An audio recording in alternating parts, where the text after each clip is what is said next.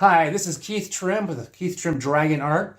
Today I have a special guest with me, the leader of my fan club, Cheryl Trimm. How you doing, Cheryl? Hi. Hey, we're here to talk about art and stuff.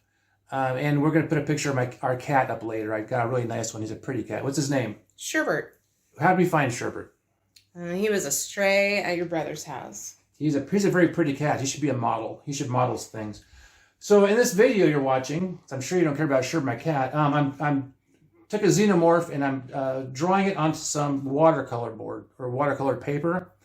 If you follow my page, which you should, you'll know that I paint on these canvases. I get it at Goodwill.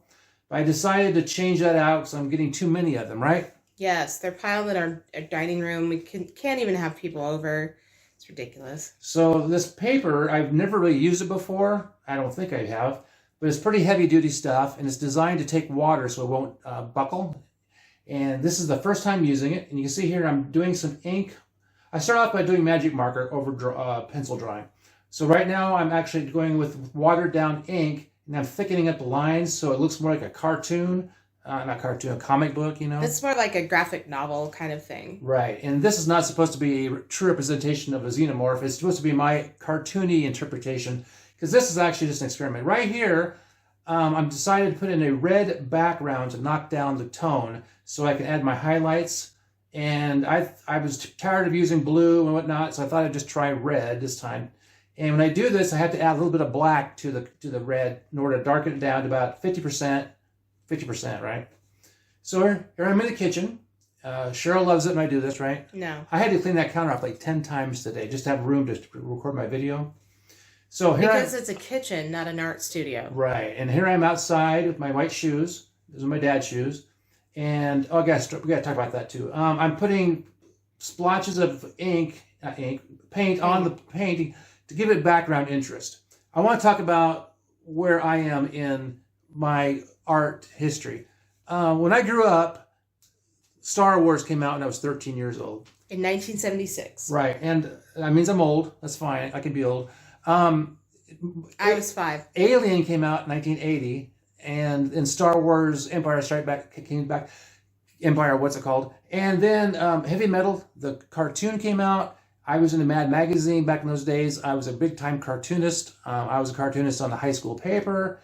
I'm an award-winning cartoonist. Award-winning. Somewhere in this house, there's a medal with my name on it. Anyway, so I do a lot of cartooning, so you can see why this thing looks a little cartoonish, but that's fine. So all of my art projects that I do are stuck in that time period because that's when I became an artist. What's the best song from Heavy Metal besides the theme song? That Don Felder song. Definitely Don Felder. Yes. Taking a ride. My favorite cartoon from that one is the one with the airplane, the World War II montage. Yeah. That's my favorite. With the pilots and Well, that's where that song is. Yeah, that is. I'll have to watch that movie today just because we brought it up. So here we are. I'm now adding. It's paint, and I love the way this paint goes on this paper. It's really actually kind of nice. I buy this blue-gray paint, and I add a little bit of black to it to knock it down, so it's kind of gives me some leeway for highlights. Right now, I'm just adding in paint. They call it blocking in color. So this takes a long time. Who's they? They, all the art people, for all the art schools I've gone to over the years. Yes, I've actually went to the university, if you believe that. So, on this part, I'm just filling in color, and this is the work part of artwork, because you're just filling in. But this part's kind of fun. If you're into just doing tactile stuff, tell me about My wife's a psychotherapist, right? No, she's not. Tell me about tactile stuff. I'm actually a board-certified behavior analyst, and it is not psychotherapy at all. But what does that mean? Well, okay, so if you're talking about tactile kind of reinforcement stuff, you're talking about being reinforced by intrinsic or sensory type things. So probably when Keith is doing this, he's reinforced by just the sheer lines of it and the order of it and being able to put it all where it needs to be. Which is a good point, because that's the reason why I don't do digital art, because I have to have the tactile sensation of holding a brush. I have to be able to feel the paint. I've done digital, and I just don't care for it, because I don't need a robot to do my work for me. And you can argue that point to death, but I don't need a robot painting my pictures. If I wasn't for the brushes and the paint, I wouldn't even do this. Besides, AI is how we get Skynet. Right. And I'm not a big fan of AI because I'm sure they've stolen from me already. So here we are. I'm now doing the body of my Xenomorph. You know, I put the thick black lines in that I fill in. You're probably wondering, why don't I just put the background and put the black lines over the top? And the way the picture looks is different. It's hard to explain on a video why that is. But I would never go back and do it the other way. It's important to put the thick lines on first, because when you put your other paint down, you can squeeze them. I don't know if you know what I mean by squeeze them, but it gives it a certain look. So I prefer to put my thick blacks. Well, here you do. I put my thick blacks on, then I go in and put my wash over it. Then I have to go back and put my thick blacks over it again because my wash has lightened up my thick lines. So, which is good because my paintings have layers, lots and lots of layers. Every time I can go back and add something to it, it's better because it makes the painting look thicker. And I learned that at the University of Nebraska at Kearney in 1993. Honestly, that's when I got introduced to painting. Before that, I just did cartoony stuff with marker pens and whatnot. I still use marker pens. So here I am. I'm still filling in all this tactile stuff. This part's fun. I love the imagery of the Xenomorph, all the mechanical stuff, the hoses. That's a blast. And the Geiger stuff. Yeah, the H.R. Giger stuff. I mean, I've watched lots of Giger videos, and I watch Alien like 10 times a week. You know, honestly, don't I? Yeah, that's a lot. Which one's your favorite one? Of what? Of the Alien movies. I don't even know the difference. Well, the first one is the one with the first one. Yeah. And the eggs. And the second one was what's his name? With the planet. What's it called? Aliens. Alien and then Aliens. With Cameron, which is an excellent movie as well. And I've stolen some imagery from that too with the Queen and other. So go to my other videos because I have all kinds of this stuff all over here. You're gonna want to see that. There's kind of a Xenomorph series. Yes, and I also got a series going on with the Dark Crystal because those Skeksis things. Skeksis. I love bird imagery. I do a lot of birds as well. So, but I even have a video called Skeksis versus Xenomorphs, and you got to watch that one because it's pretty good.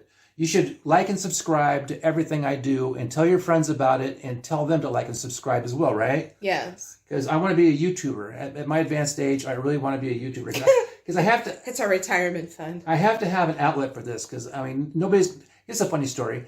I've had a couple art shows and all the old ladies look at my stuff and laugh and then they come over and punch me in the face and say, you're a piece of whatever you are. Because these are not... Okay, that's a total fabrication. They do not. It's in my brain because it's not flowers. It's not pictures of tractors. It's not pictures of pheasants or cats and dogs. It's these monsters. Actually, I call my stuff monster paintings. I've been doing this now for about 18 months, and I don't think I have a picture yet that doesn't have fangs in it. Okay, right here, I'm putting the highlights. I talked over this other part, but putting your shadows in is extremely important to give it the round feeling. And then here's the fun part of the joy of painting. This is the joy of painting, putting in the highlights.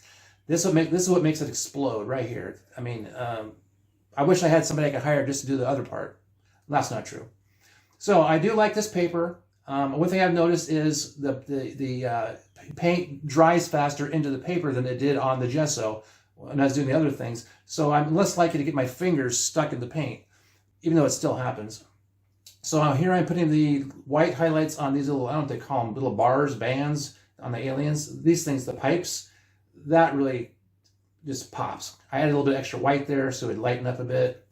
And coming up next, I think Cheryl's going to like this. I've never had a tattoo in my life, but for some reason I was thinking, what's that movie, A Predator? Yeah. He has tattoos, doesn't he? The Predator himself? I think so. Well, I decided that my Xenomorph needed to have tattoos, so I actually looked up tribal tattoos online, Mayan tattoos and whatnot, and I found some ideas. I didn't really study too hard. I just figured I'd put in some... Oh, this is a cool part. I'm putting in veins in his neck.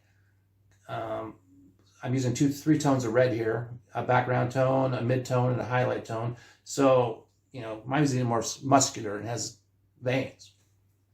Then I put a couple effects over the top, like shiny effects right there.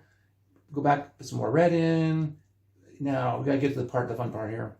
Okay, I came up with the idea for the tattoos, basically simple lines and dots, and repetitive patterns. That's what most of them were. So right now I'm just putting in lines and dots and repetitive patterns, And since my background color was red, I wanted a color that was going to pop off of red. What's the opposite color of red? I'm quizzing you. The opposite color of red. Yeah, on the wheel. Blue. I don't know. Oh, my video just stopped. Why is it stopping? Oh, no, okay. Opposite of red is green. Oh. So I took my green and I lightened it up a bunch. So it's going to pop off the gray tones, which is basically gray with a little bit of blue.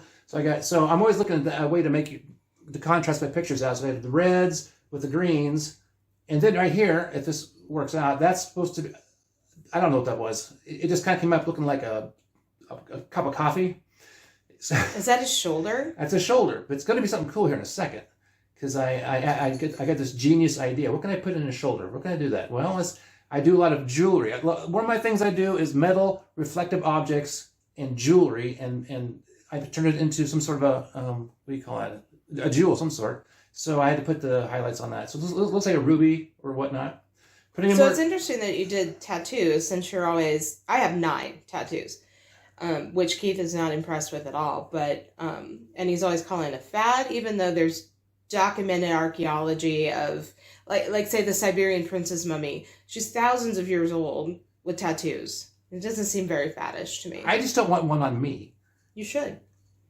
There's no image out there that I'm so in love with. I need to stick it on my body forever. Okay, we're gonna come up with the best part here for Cheryl. She said she'd come here if we put a picture of her cat. And stick with us. Stick with us. It's coming. Here it comes.